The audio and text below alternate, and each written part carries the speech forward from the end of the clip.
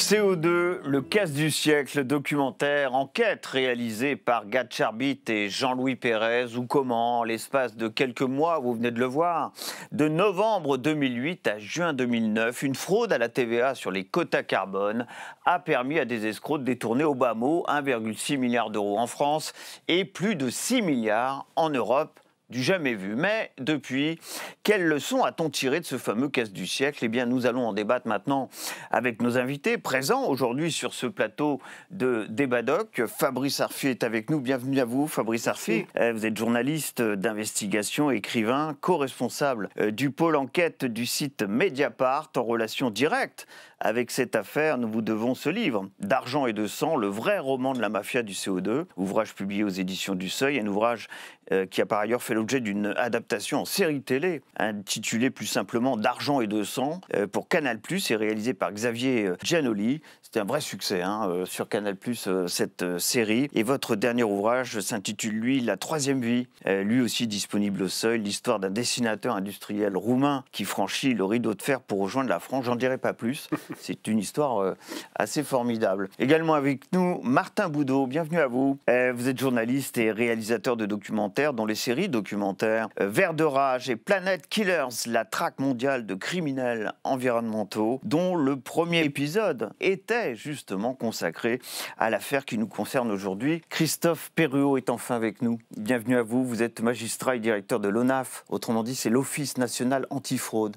Il a été créé tout récemment, c'était le 1er mai 2024, par Gabriel Attal d'ailleurs, qui compte aujourd'hui quelques 340 agents. Il en comptait 320 à sa création, il y en a déjà 20 de plus. Je ne sais pas si c'est un très bon signe pour la fraude en France. On en parlera en tout cas. La fraude aux aides publiques notamment, qui prend une ampleur assez considérable dans notre pays. Fabrice Arfi, pour compléter ce documentaire qui date, c'est vrai, de 2013. Il a maintenant plus de 10 ans, ce film. La première question que j'ai envie de vous poser, évidemment, c'est de savoir quelles ont été les suites judiciaires. Alors, il y a eu plusieurs procès, j'ai noté 2011, 2016, 2018. Suite à cette gigantesque arnaque, tous les fraudeurs ont-ils été identifiés, jugés? Ce sont seulement les grands noms de cette affaire qui ont été jugés, ou alors les lampistes. Et puis, par ailleurs, de nombreux fraudeurs sont encore en Israël. On l'a compris dans ce documentaire, au nom du fameux droit au retour. Et Israël n'extrade pas, en réalité, ces personnalités. Alors, justice est-elle passée, et pour qui dans cette affaire? Oui, alors la justice est passée après le travail, je crois qu'il faut le dire, acharné de la douane judiciaire. C'est le service de la douane judiciaire, c'est pas la police qui a enquêté sur cette affaire, c'est la douane judiciaire. C'est un jeune service à l'époque. Évidemment, les magistrats du parquet et des juges d'instruction, parmi les meilleurs, si ce n'est les meilleurs, du pôle financier de Paris, qui pendant plusieurs années ont réussi à tirer le fil de cette escroquerie absolument monumentale, d'identifier pas simplement des lampistes, mais de vrais protagonistes tout en haut de la pyramide. Il y a eu un certain nombre de grands procès qui ont peuplé la chronique judiciaire, qui, de ce qu'on peut appeler la filière bellevilloise, c'est des personnages qui sont devenus aujourd'hui des personnages publics, comme Marco Mouli, Arnaud Mimran, Samy Souiette, qui est évoqué d'ailleurs dans le documentaire, puisqu'il va mourir dans un assassinat sur lequel on reviendra peut-être. Cette seule filière, c'est quasiment 300 millions d'euros, 285 millions d'euros qui ont été détournés. Et puis il y a eu un grand procès sur la filière dite marseillaise. Un personnage, Christine Melgrani, ça c'est près de 400 millions d'euros, 385 millions d'euros qui ont été détournés. Des condamnations sévères, puisqu'il y a eu des condamnations à 8, parfois 10 ans de prison. Certains sont allés à l'ombre, d'autres ont réussi à s'enfuir. Il y a aujourd'hui plus d'une vingtaine de protagonistes de toutes les filières cumulées. Ça a été dit dans le documentaire, il y avait quasiment plus d'une quinzaine d'instructions judiciaires qui ont été ouvertes. Il y a plus d'une vingtaine qui sont réputées être, pas en France, à l'étranger, dit-on pour beaucoup d'entre eux en Israël. Donc vous diriez, oui, la justice est passée.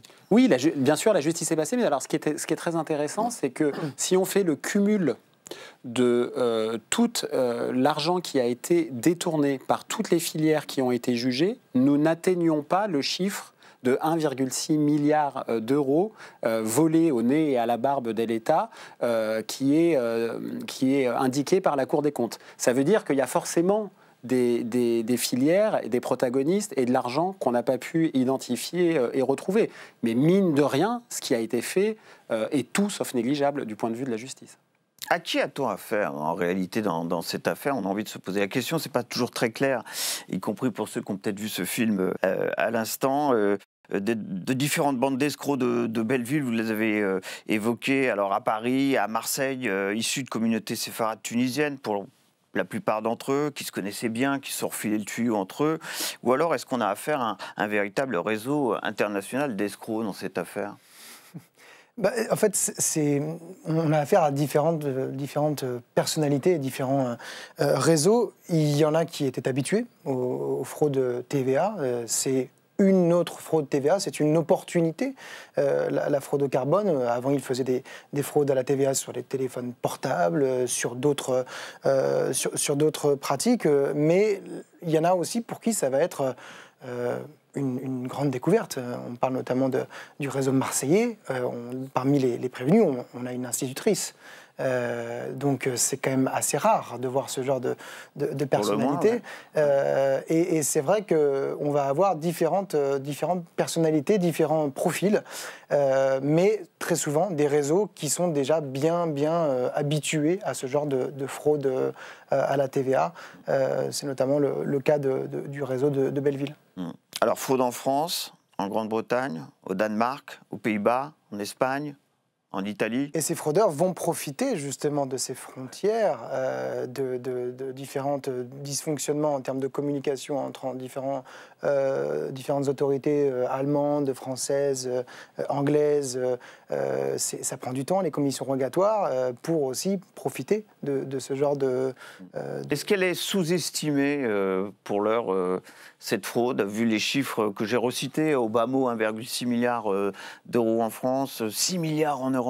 On a sous-estimé ces chiffres, c'est ce que j'ai lu. Non, mais en fait, moi, pour le livre d'Argent et de sang que j'ai écrit, les enquêtes pour le journal Mediapart, j'avais rencontré un ancien directeur des enquêtes fiscales de Bercy, M. Roland Vaillipot, qui est quelqu'un de très connu dans ce milieu-là, qui est à la retraite aujourd'hui, et qui m'avait dit que eux, de leur côté, ils avaient évalué à entre 2 et 3 milliards d'euros ce qui a été probablement détourné en France. Donc plus que ce que dit la Cour des comptes. Mais c'est très dur d'identifier en réalité avec une précision scientifique la totalité de ce qui s'est passé, mais c'est en lien direct avec la question précédente. C'est ce qu'il faut comprendre d'absolument extraordinaire avec cette fraude, au-delà de la magnitude de l'argent détourné, c'est que ça a permis la fusion du milieu des escrocs et des milieux criminels qui ont vu un magot sur lequel ils ont décidé de se jeter. Et c'est pour ça qu'après l'arnaque financière, il y a eu une épidémie d'assassinats, de crimes de sang dans Paris, directement liés à cette affaire. Ouais, parce que le grand banditisme, évidemment, parce que le grand banditisme voit qu'il y a de l'argent à se faire. Ouais. On peut racketter les gens qui en ont beaucoup. On est dans un milieu où on ne s'envoie pas des gentils courriers d'avocats pour récupérer des sous. Donc voilà, c'était une opportunité phénoménale. Et d'ailleurs, la police judiciaire, à partir de l'année 2011 à peu près, a compris tout ça en faisant beaucoup de renseignements criminels et s'est dit, là, on a eu une fusion de plein de milieux différents et on a un nouveau monstre criminel devant nous. Et puis, dernière question, a-t-on des nouvelles de Cyril Astruc? Alors, vous l'avez rencontré, mais il court toujours, et on le surnommait le prince du carbone, le Rastignac de Mantes-la-Jolie. Moi, j'ai pas de nouvelles, personnellement, en tout cas. J'ai plus de nouvelles. Vous l'avez rencontré, vous avez compris ses motivations à l'époque. Il avait quel profil, lui? Alors, Cyril Astruc, il a déjà été condamné dans des affaires de fraude. Il est réputé dans ce milieu. C'est une bonne question de savoir quel est son profil. On le voit en photo, il a ce côté très flambeur, vouloir être aussi très médiatique. Il s'est exprimé, c'est l'un des seuls à s'exprimer à ce moment-là dans la presse, alors que les autres font plutôt profil bas. Aux dernières nouvelles, il était toujours en Israël. Aux dernières nouvelles, il est toujours condamné par la justice française, qui l'a condamné en première instance, en deuxième instance et également en troisième instance. Enfin voilà, il n'y a plus de doute possible quant à sa culpabilité. Simplement, il a également la nationalité israélienne. Et donc, comme vous le disiez en introduction, pour l'instant, la justice israélienne ne l'extrade pas.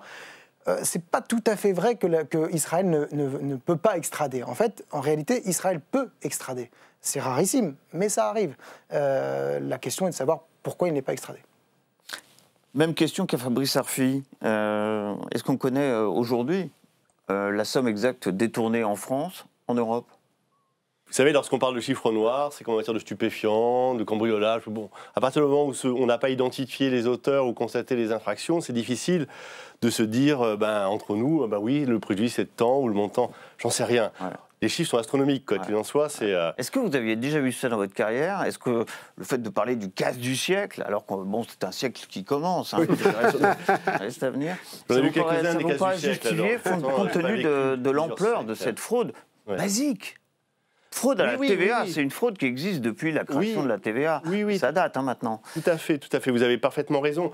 Les schémas sont assez basiques, sont assez classiques, datent pour certains de plusieurs dizaines d'années. Ce qui a favorisé en espèces la fraude, c'est d'abord la numérisation. C'est-à-dire que le fait qu'on dématérialise les échanges, c'est-à-dire que ça supprime les vérifications basiques, j'ai envie de dire, qu'il y avait par le passé. Et puis le côté très international, c'est-à-dire que là aussi, c'est un autre facteur d'aggravation des faits, puisque, comme ça a été dit à l'instant, c'est très difficile, plus difficile en tout cas, d'échanger d'informations dès l'instant où on franchit une frontière. Ils ont joué de cela, de la rapidité des échanges, en plus de systèmes qui étaient pour le moins pas très prudents, puisque on reversait la TVA dont ils se prétendaient créditeurs à tort immédiatement. Donc alors, pour le coup, on leur a donné une opportunité. Je ne suis pas d'accord, à un moment dans le reportage, il est dit on nous a ouvert les portes de la banque et on est rentré. C'est pas tout à fait vrai. Ils n'étaient pas obligés de rentrer, d'abord. On renverse un peu leur leitmotiv en disant c'est tellement facile qu'il ne faudrait pas nous reprocher de le faire. Je ne suis pas d'accord. Ce n'est pas parce qu'une voiture est ouverte que vous allez systématiquement chercher à la voler. Voilà. Donc il y a quand même cet esprit qu'il convient de condamner, parce que ces politiques qui sont mises en place sont quand même des politiques destinées à soit aider les plus démunis, les aides publiques, la TVA, c'est fait pour que l'État puisse avoir de l'argent, et puis payer des instituteurs, des infirmières, et ça. J'ai envie de dire, voilà, faut ramener les choses à la réalité de ce que c'est en termes de conséquences pour nos concitoyens. Ce sont d'abord nos concitoyens qui sont victimes de ces gens-là. Évidemment, quand vous dites on n'était pas obligé de pousser la porte, là, la tentation était peut-être un peu trop forte quand même. Oui, non, je ne dis... Moi, je suis assez d'accord pour considérer qu'il convient de mettre en place des contrôles supplémentaires. Oui. Mais plus vous mettez des contrôles, plus vous ralentissez les flux commerciaux. Donc, c'est un choix politique, après, qu'il convient d'assumer. Est-ce qu'on contrôle tous les containers qui arrivent au port du Havre, ou est-ce qu'on en contrôle quelques-uns, ou très peu, puisqu'on suspecte que ceux-ci peuvent contenir de la drogue? C'est un peu le même principe. Pour revenir à un débat peut-être plus actuel aujourd'hui, lorsqu'on met en place un système d'aide publique, pour rénover l'habitat et qu'on dit il faut aller vite, il faut que les dossiers soient simplifiés au maximum pour qu'un maximum de gens en profitent. À ce moment-là, vous réduisez les contrôles. Mais parce que vous voulez avoir un effet plus important de la politique publique que vous mettez en place. Donc c'est un peu le même système.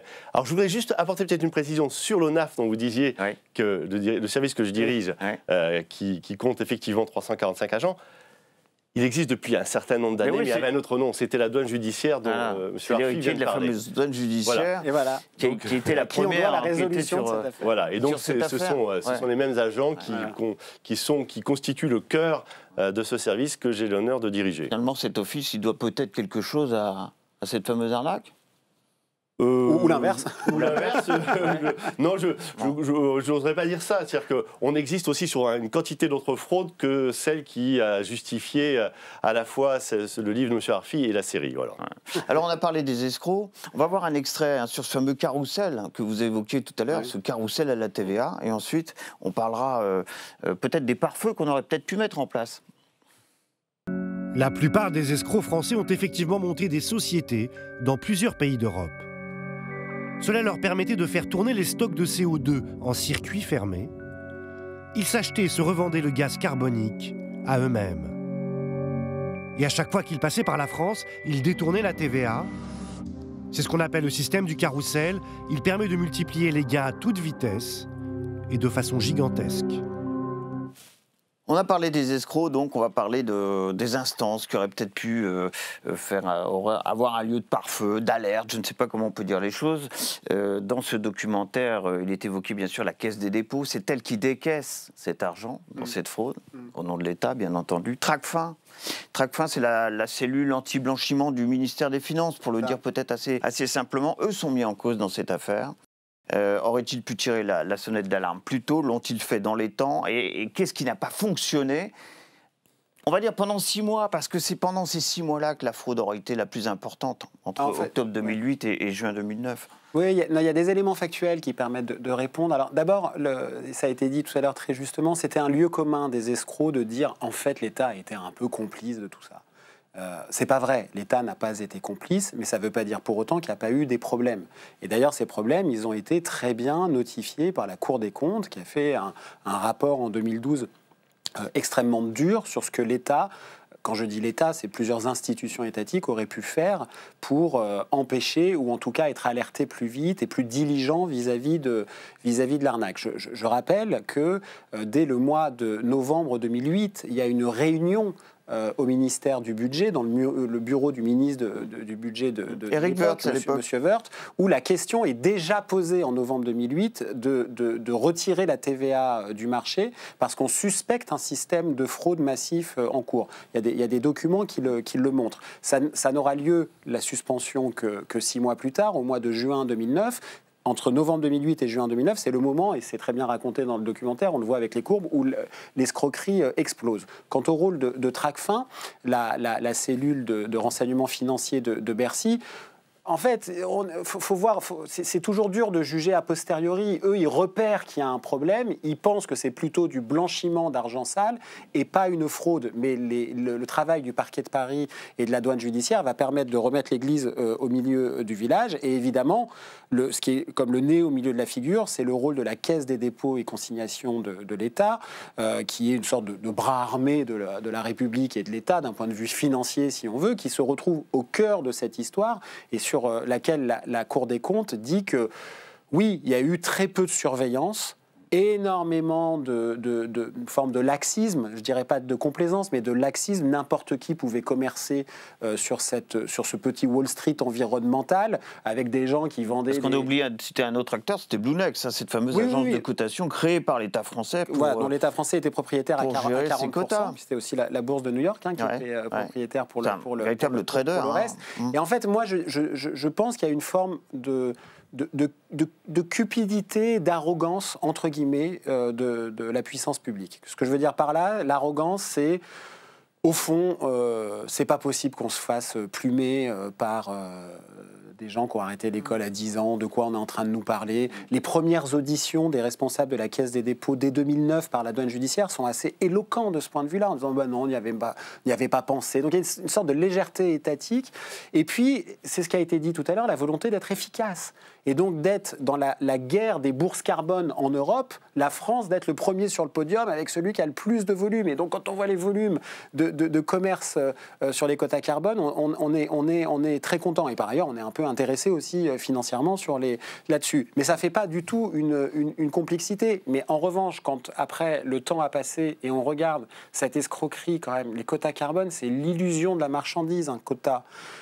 En face des sociétés fictives. Donc on a du vent et du faux, et le faux plus le vent, ça fait des vrais milliards qui sont détournés, et même des gens qui sont tués. Et là, il y a quelque chose d'assez fascinant. Même constat du côté des pouvoirs publics dans cette affaire? Oui, et puis vous nuancez, vous voulez rajouter quelque chose? Non, simplement préciser qu'il y a une sorte de naïveté environnementale aussi. On arrive à un moment où l'environnement commence à rapporter de l'argent pour de bon. Le crime environnemental, c'est 300 milliards de dollars par an. Là, 300 milliards par an. Oui, c'est énorme. La fraude et le crime environnemental. On se rend compte à travers cette fraude-là que peut-être il y a une naïveté aussi de la part des autorités qui n'ont pas l'habitude de gérer de la fraude avec de l'environnement. Et là, on se rend compte à quel point, finalement, il y avait une sorte de naïveté de ces autorités de penser que ces fraudeurs, ils n'iraient pas forcément sur ces terrains-là, ils vont rester sur leur terrain classique, de la bonne vieille fraude à la TVA sur les téléphones portables, sur d'autres produits qui sont bien physiques. Et là, ils se rendent compte que non, l'environnement, c'est aussi une opportunité pour les fraudeurs. Il faut se rendre compte que aujourd'hui, Interpol estime que 30% des revenus de certains groupes criminels, mafieux, voire même terroristes, proviennent de la fraude environnementale ou du crime environnemental. Donc c'est devenu une opportunité absolument formidable. Interpol appelle ça d'ailleurs le crime environnemental le crime presque parfait. énormément d'argent, très peu de risques, très peu de condamnations. Donc c'est aussi pour cela... trop peu de contrôle, peut-être, pour aller jusqu'au bout? Oui, et puis aussi quelque pouvoir chose, on y revient, quelque chose de transfrontalier. C'est pas uniquement français, c'est pas uniquement nos petites frontières à nous, c'est bien plus grand.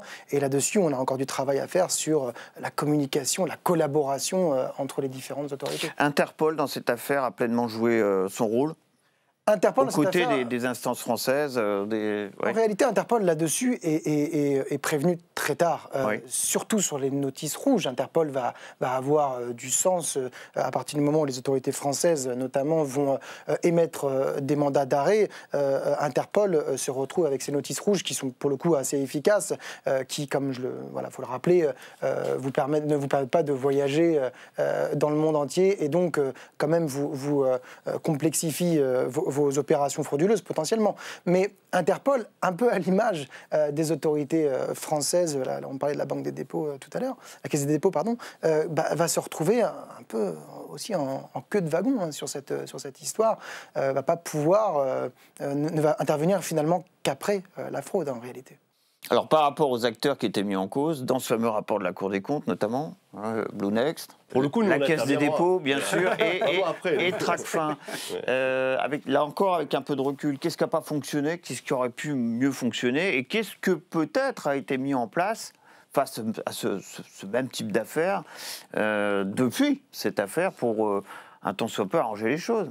Moi, j'ai toujours beaucoup de scrupules, comme ça a été dit, de refaire l'histoire après. C'est simple, une fois qu'on a compris ce qui s'était passé, de dire on aurait dû faire ceci ou cela. On peut peut-être se dire on ne va plus le refaire. Ouais, par contre, voilà, moi je suis assez partisan pour qu'on soit peut-être un peu plus prudent et qu'on résiste à cette double tentation de vouloir faire vite et bien. Je crois qu'on peut faire bien, mais si on fait bien, c'est-à-dire que si on contrôle un minimum, ça prend un peu de temps. Et il n'est pas illégitime à partir du moment où on sort de l'argent public, c'est-à-dire le vôtre, le nôtre, celui de nos concitoyens, eh bien, on procède à quelques vérifications. Si demain, vous allez si vous voulez acheter un véhicule, vous allez voir un concessionnaire, il va vous proposer un crédit si jamais vous souhaitez bénéficier d'un crédit. La boîte de crédit, elle va regarder quels sont les éléments que vous avez donnés. Si votre revenu correspond à peu près à la profession que vous déclarez, bon, ça, on le fait peu ou pas encore en France. Ça s'appelle le fraud scoring. Vérifier un peu cela. S'assurer de ce qu'on ne donne pas de l'argent à n'importe qui, et en particulier, comme c'était le cas en Espagne, à des sociétés qui n'existent pas, qui n'ont qu'une activité. Moi, j'ai vu ça, et c'est pour une part la création de l'ONAF, la transformation du SNDJ et SEJF en ONAF, c'est la période de Covid, où on a distribué énormément d'argent public, parce qu'il fallait faire vite, je l'entends, mais sans procéder quelquefois au moindre contrôle.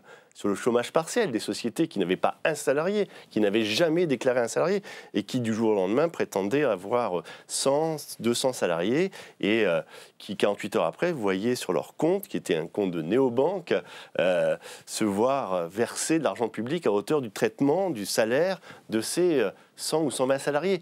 Puis je vous le dis avec beaucoup de franchise, l'espoir de pouvoir retrouver cet argent, il est extrêmement mince, parce que les réseaux de blanchiment derrière, qui sont utilisés par ces organisations, sont extrêmement performants. L'argent, il est à peine déposé qu'il est déjà sur un compte rebond, puis il part vers des destinations. D'ailleurs, j'ai oublié de vous poser la question tout à l'heure, mais pour rejoindre ce que vous dites là, l'État français, il a réussi à recouvrer combien d'argent par rapport à cette fraude?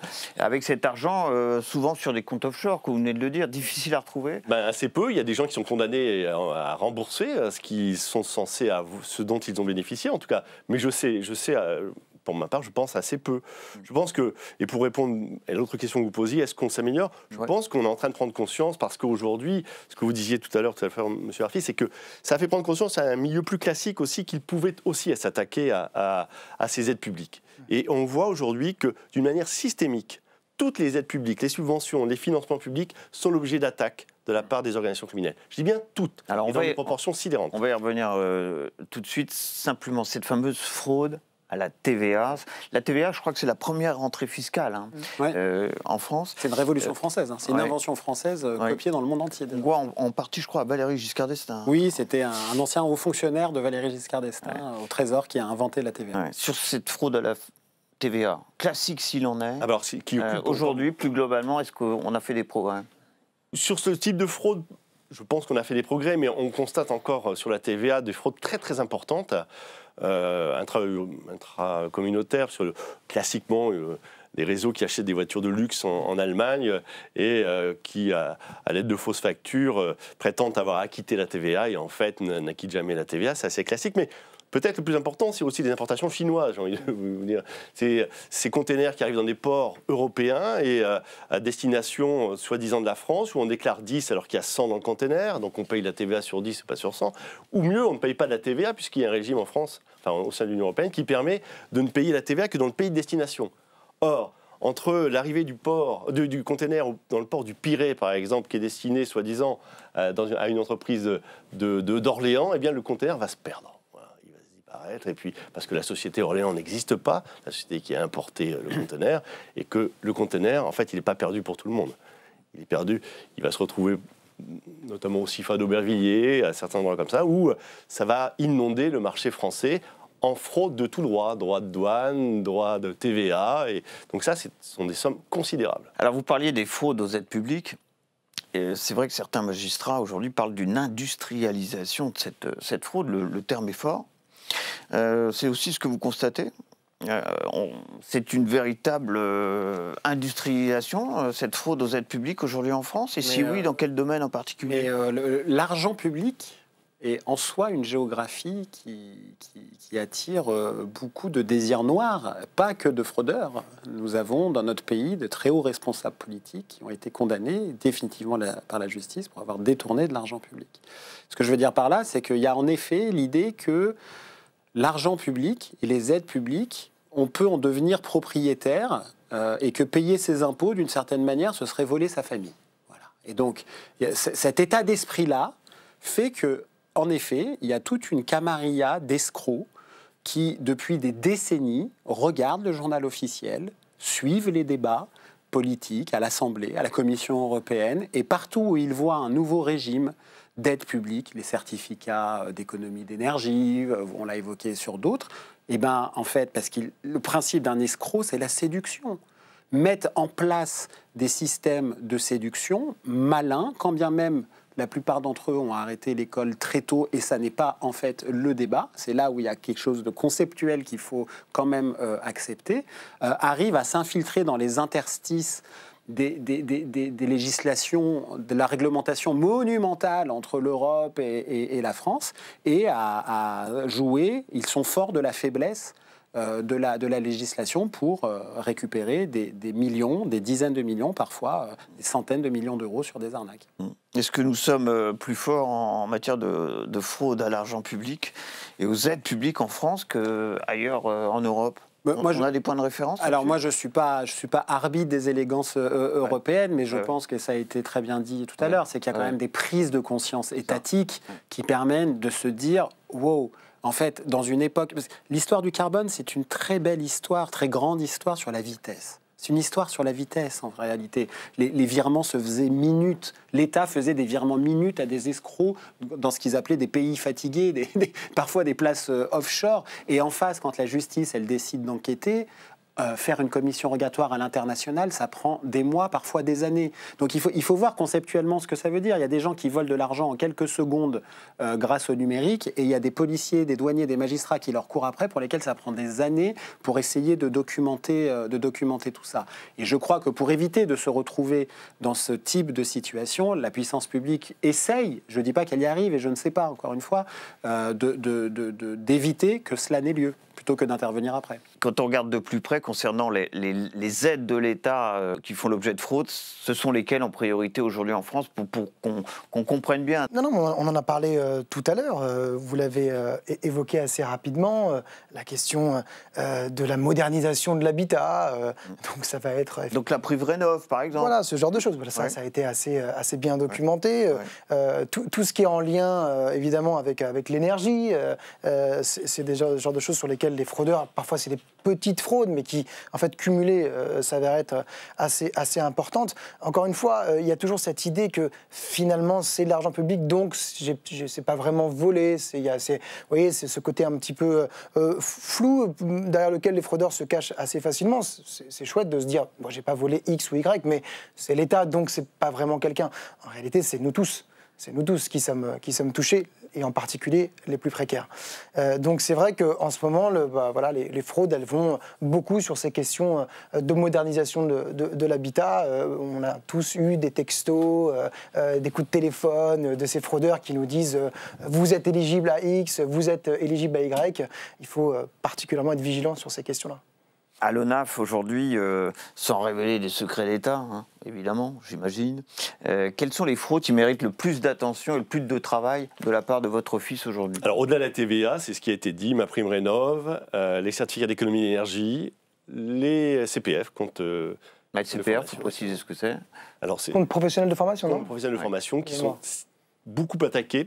Pour vous donner juste 2 chiffres, on a, depuis la création de l'ONAF, une trentaine d'enquêtes qui nous ont été confiées de ces chefs.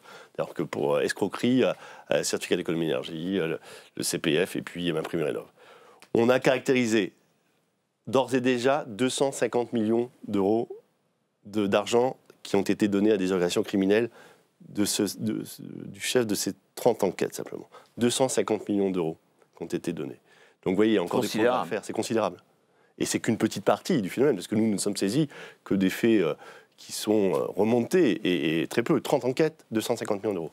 Donc il est nécessaire effectivement de continuer à se protéger. Je crois qu'il y a une proposition de loi là, du député Cazenave qui doit être discutée publiquement lundi. Député Renaissance. À l'Assemblée. Ouais. Je crois que ça fait... Tout le monde est d'accord, je crois que tous les groupes sont d'accord pour que soient votées des mesures de prudence. Et en tout cas de suspension des aides dès qu'on a un doute.